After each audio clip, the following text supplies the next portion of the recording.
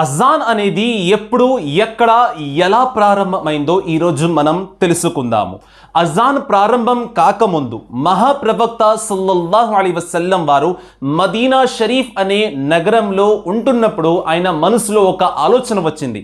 ప్రజలందరినీ నమాజ్ కోసం మస్జిద్లోకి ఏ విధంగా పిలవాలి, ఈ యొక్క ఆలోచన ఆయన సహాబా ముందు పెట్టారు, చర్చించుకుంటున్నారు. సోదరులారా, సహాబా వారి యొక్క అభిప్రాయాలను తెలియజేస్తున్నారు.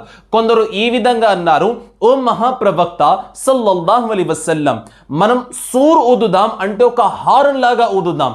ఆ ధ్వని విని ప్రజలందరూ నమాజు కోసం హాజరవుతారు కదా. మరి కొందరు ఈ విధంగా తెలియజేస్తున్నారు, ఓ మహాప్రవక్త వారు, మనం ఎత్తైన ప్రాంతంలోకి వెళ్ళి అక్కడ మనం అగ్నిని వెలిగిద్దాము, ప్రజలు ఆ అగ్ని చూసి నమాజ్ కోసం హాజరవుతారు అని తెలియజేశారు. సోదరులారా, అదే రాత్రి హజ్రతి అబ్దుల్లా ఇబ్న్ జైద్ రదియల్లాహు తఆలా అన్హు అని ఒక సహాబీ నిద్రపోతున్న సమయంలో ఆయన ఒక కల చూస్తున్నారు. ఆ కలలో ఆయన ఏం చూశారు అని అంటే, ఆకాశం నుండి భూమి మీదకి ఒక అందమైన అస్తిత్వం వచ్చారు. ఆయన యొక్క ముఖం తేజస్సుతో కిలకిలలాడిపోతుంది. ఆయన చాలా అందంగా ఉన్నారు. అదేవిధంగా ఆయన ఒక చేతిలో ఒక వింతైన వస్తువు ఉంది. హజ్రతి అబ్దుల్లా ఇబ్న్ జైద్ వారి యొక్క చూపు ఎప్పుడైతే ఆ వింతైన వస్తువు పైన పడుతుందో ఆయన ప్రశ్నిస్తున్నారు, ఆ యొక్క వస్తువు నాకు కావాలి, మీరు అమ్ముతారా, నేను కొనుక్కుంటాను అని ఆయన సమాధానం చెప్పారు.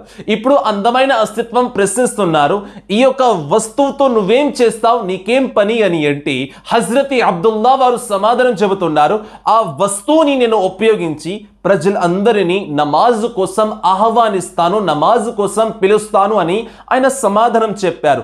సోదరులారా, ఈ యొక్క సమాధానంతో ఆయన ఎంతోగానో ఆనందించి ఆయన సమాధానం చెబుతున్నారు, నీకు కావాల్సింది ఈ యొక్క వస్తువు కాదు, నేను నీకు అజాన్ నేర్పిస్తాను. ఈ అజాన్ యొక్క సహాయంతో ప్రజలందరూ నమాజ్ చేయడానికి మస్జిద్లోకి హాజరవుతారు అని ఆయన తెలియజేశారు. ఆ తర్వాత స్వయంగా హజ్రతి అబ్దుల్లా ఇబ్న్ జైద్ వారు కలలోనే అజాన్ను నేర్చుకున్నారు. సోదరులారా, మరుసటి రోజు ఆయన నమాజ్ ఫజ్ర్ చేయడానికి ఎప్పుడైతే మస్జిద్లోకి వెళ్ళారో ఆయన మహాప్రవక్త వారితో తెలియజేస్తున్నారు, ఓ మహాప్రవక్త వారు, నేను ఈ విధంగా కల చూశాను, కలలో నేను అజాను నేర్చుకున్నాను. ఆ యొక్క అజాన్ కూడా ఆయన చదివి వినిపించారు. అజాన్ విన్న తర్వాత మహాప్రవక్త వారి పెదాలలో చిరునవ్వు వచ్చింది. ఆయన సంతోషంగా ఉన్నారు. వెంటనే హజ్రతి బిలాల్ హబ్షీ వారిని పిలిపించారు. సోదరులారా, హజ్రతి బిలాల్ హబ్షీ వారికి మహాప్రవక్త వారు అజాన్ నేర్పించి ఆదేశం తెలియజేస్తున్నారు, ఓ బిలాల్, ఈ రోజు నుంచి నువ్వు అజాన్ ఇవ్వాలి అని డ్యూటీ వేశారు. సోదరులారా, ఆ అజాన్ మాటలు ఎప్పుడైతే హజ్రతి ఫారూక్ ఆజం వారి చెవులో పడ్డాయో ఆయన వెంటనే మహాప్రవక్త వారి దగ్గరికి వచ్చి తెలియజేస్తున్నారు, ఓ మహాప్రవక్త సల్లల్లాహు అలైహి వసల్లం వారు, గడిచిన రాత్రి నేను ఒక కల చూశాను, కలలో ఒక అందమైన అస్తిత్వం వచ్చారు, ఇదే మాటలు ఇదే అజాన్ ఆయన నాకు కూడా నేర్పించారు. సోదరులారా, ఈ మాటలు విన్న తర్వాత మహాప్రవక్త వారు ఎంతో ఆనందంగా ఉన్నారు, ఎంతో సంతోషంగా కూడా ఉన్నారు.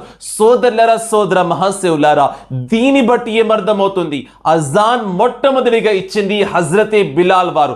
ఇస్లాంలో మొట్టమొదటి ముఅజ్జిన్, మొట్టమొదటి అజాన్ ఇచ్చింది హజ్రతే బిలాల్ హబ్షీ వారు. ఇవ్వమని ఆదేశం తెలియజేసింది మన యొక్క మహాప్రవక్త వారు.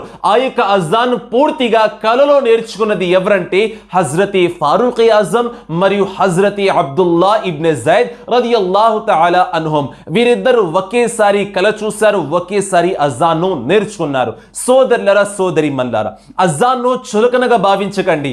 అజాన్ మనల్ని నమాజ్ దగ్గర చేస్తుంది, అజాన్ మనల్ని అల్లాహ్తో దగ్గర చేస్తుంది, అజాన్ మనకి మన శాంతి ఇస్తుంది, అజాన్ మనకి తృప్తిని ఇస్తుంది. అలాగే సోదరులారా, అజాన్ విన్న తర్వాత వెంటనే మస్జిద్ వైపు బయలుదేరండి.